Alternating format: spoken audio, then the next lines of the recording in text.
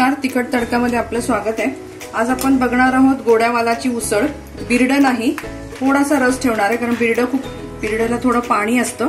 तर आपण ही उसळ बघणार आहोत। त्यासाठी इथे मी गोडेवाल घेतलेले आहेत, एक टोमॅटो आहे, एक कांदा आहे।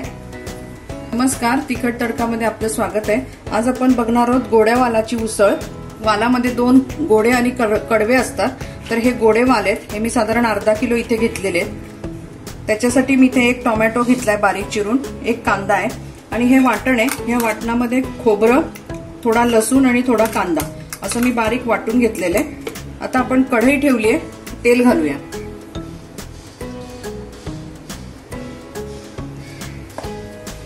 इथं तेल तापलंय, आपण एक चमचा जिरं घालू। त्यामध्ये मी हा कांदा घालते,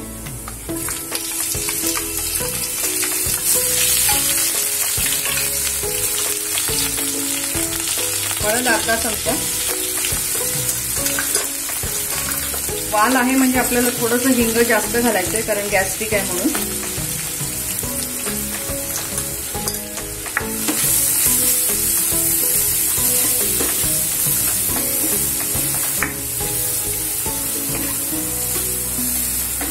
आपण हा टोमॅटो घालून घेऊ।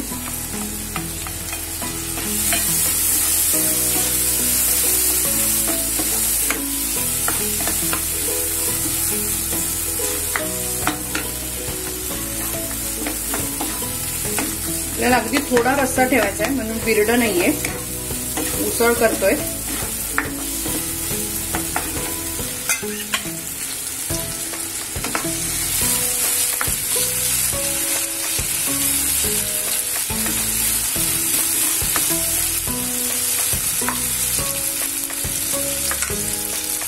इथे आपण हा घरचा मसाला घालतोय, याच्यामध्ये गरम मसाला पण आहे।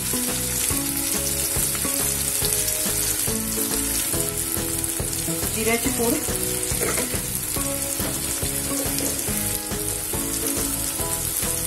धने पूड आहे,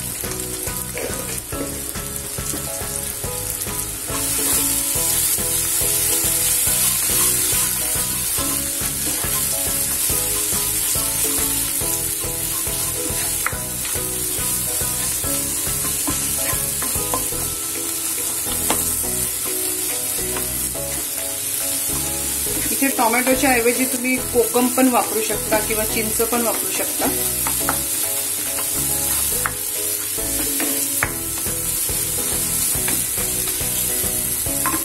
आपण हे वाटण घालून घेऊ।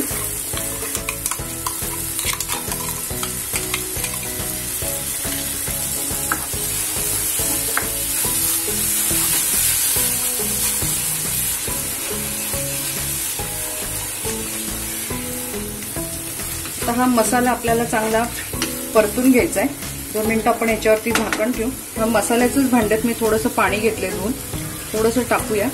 आता छान उकळी येऊ देऊ, चांगलं ते परतलं गेलं की मग आपण वाल घालूया। तर मी झाकण ठेवते।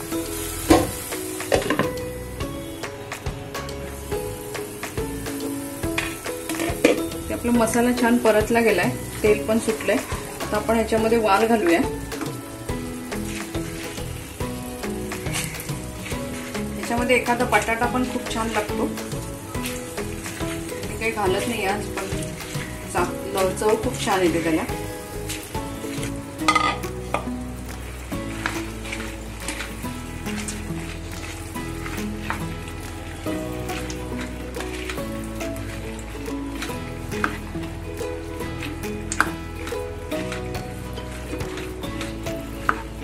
मीठ घालूया आपण।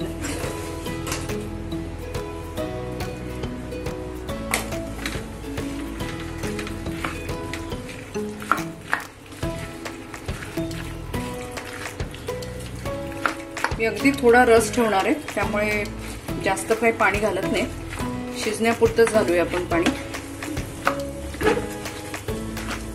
मी सांगायची विसरले, हे वाल असे कडक येतात आपले, मूग मटकी सारखे। ते रात्री भिजत घालून दुसऱ्या दिवशी उपसून घ्यायचे आणि मग थोडा वेळ बांधून ठेवले की त्याला मोड येतात। ह्याला थोडेसे मोड यायला लागले होते, तेवढ्यातच मी बनवलंय।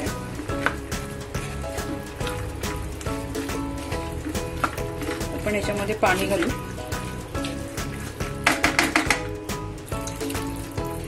मी अजून थोडं घालते म्हणजे शिजून बरोबर होईल ते.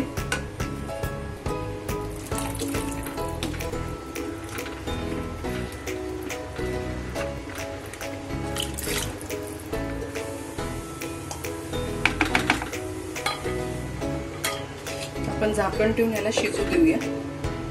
तर आपण बघूया आपले वाल झाले का. सुगंध तर छान सुटलाय. मी जास्त रस ठेवणार नाहीये म्हणून मी उसळ म्हटले, पण आता बघू आपण शिजलेत का.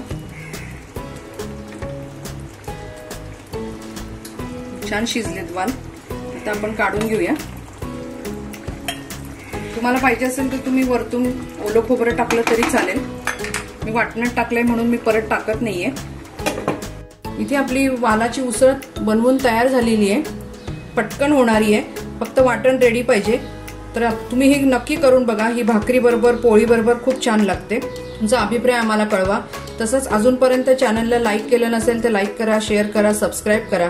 त्याचबरोबर बेल आयकॉन वाजवायला विसरू नका, म्हणजे आम्ही नवीन नवीन रेसिपी टाकू तर तुम्हाला पहिले समजेल. परत भेटू आपण नव्या रेसिपी बरोबर. धन्यवाद.